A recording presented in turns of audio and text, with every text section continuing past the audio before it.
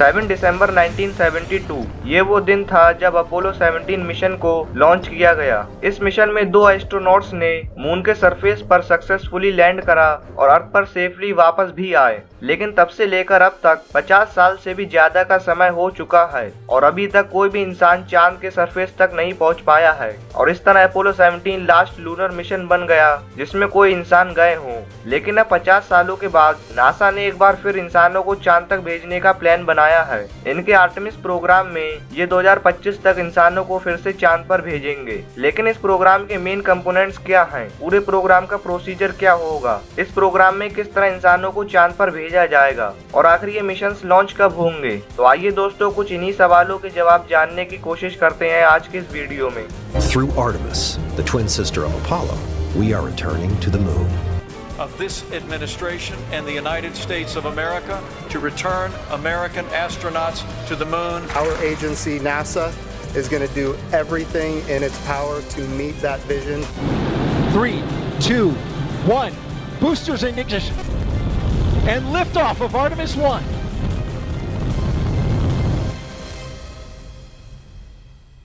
दोस्तों Artemis programme एक तरह से अपोलो प्रोग्राम का सक्सेसर है। आर्टेमिस नाम ग्रीक मैथोलॉजी से लिया गया है और ये अपोलो की ट्विन सिस्टर हैं। लास्ट टाइम जिस मिशन में इंसानों को चांद पर भेजा गया था वो अपोलो 17 मिशन ही था और ये मिशन अपोलो प्रोग्राम का हिस्सा था। अपोलो प्रोग्राम के बारे में अगर आपको और जानना है तो मैंने इस प्रोग्राम को डिटेल में इस वीडियो में समझाया है। इस वीडियो की लिंक मैं पिन कमेंट और डिस्क्रिप्शन में दे दूंगा जिसे आप इस वीडियो के बाद जाकर देख सकते हैं। अब दोस्तों बात करते हैं आर्टेमिस प्रोग्राम की। तो ये लूनर मिशंस की ऑनगोइंग सीरीज है जिसे नासा द्वारा रन किया जा रहा है। इस प्रोग्राम में नासा के अलावा कुछ और देश की स्पेस एजेंसीज भी पार्टिसिपेट कर रही हैं, जिसमें इंडिया की स्पेस एजेंसी इसरो भी शामिल है। आर्टेमिस 1 मिशन को नवंबर 2022 में सक्सेसफुली लॉन्च कर दिया गया। आर्टेमिस प्रोग्राम में कई सारे आर्टेमिस मिशंस होंगे, जिस तरह अपोलो प्रोग्राम में कई सारे अपोलो मिशंस थे, जिसमें से आर्टेमिस 1 मिशन को नवंबर 2022 में सक्सेसफुली लॉन्च कर दिया गया। इस प्रोग्राम में नेक्स्ट मिशंस जो करंटली प्रिपरेशन में हैं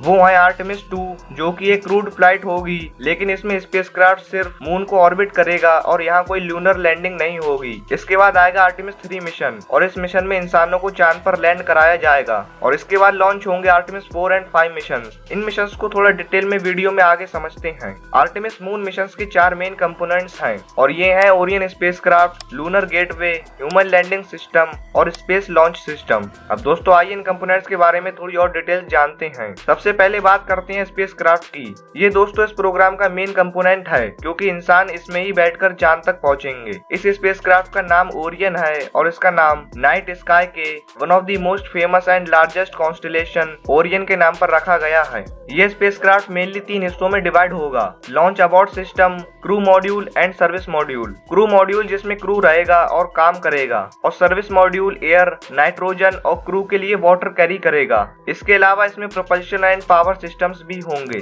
अब बात करते हैं लूनर गेटवे की। गेटवे दोस्तों एक स्मॉल स्पेस स्टेशन होगा जो कि मून को ऑर्बिट करेगा। अगर ये सक्सेसफुली मून के ऑर्बिट में प्लेस हो जाता है तो ये पहले एक्स्ट्रा टेरेस्ट्रियल स्पेस स्टेशन बन जाएगा। Unlike the international space station, gateway को परमानेंटली ऑक्यूपाई नहीं किया जाएगा, लेकिन ये एक ऐसे प्लेटफॉर्म की तरह काम करेगा जहां एस्ट्रोनॉट शॉर्ट पीरियड के लिए रह सकते हैं और रिसर्च कर सकते हैं। गेटवे एक मेजर इंटरनेशनल कोलैबोरेशन है और इसे नासा के अलावा कई स्पेस एजेंसीज के द्वारा बनाया जाएगा, जैसे Canadian space agency, European space agency और जापान एरोस्पेस एक्सप्लोरेशन एजेंसी। अब बात करते हैं दोस्तों ह्यूमन लैंडिंग सिस्टम यानी HLS की। HLS एक स्पेसक्राफ्ट होगा जो इंसानों को मून पर लैंड कराएगा। इसे इस तरह डिजाइन किया जा रहा है कि ये एस्ट्रोनॉट्स को लूनर गेटवे से लेकर लूनर सरफेस तक पहुंचाएगा और फिर एस्ट्रोनॉट्स को वापस गेटवे तक भी लाएगा। HLS को इंटरनली डेवलप करने की बजाय नासा इसे कुछ प्राइवेट कंपनीज से बनवा रहा है और इन कंपनीज में एलोन मस्क की स्पेसएक्स और जेफ बेजोस की ब्लू ओरिजिन कंपनी शामिल है। यानी ये प्राइवेट कंपनीज इस स्पेसक्राफ्ट को डेवलप करेंगी और फिर नासा को डिलीवर करेंगी। अब दोस्तों बात करते हैं स्पेस लॉन्च सिस्टम की। अगर हम इन सभी चीजों को बांध लें तो ये स्पेस लॉन्च सिस्टम होगा।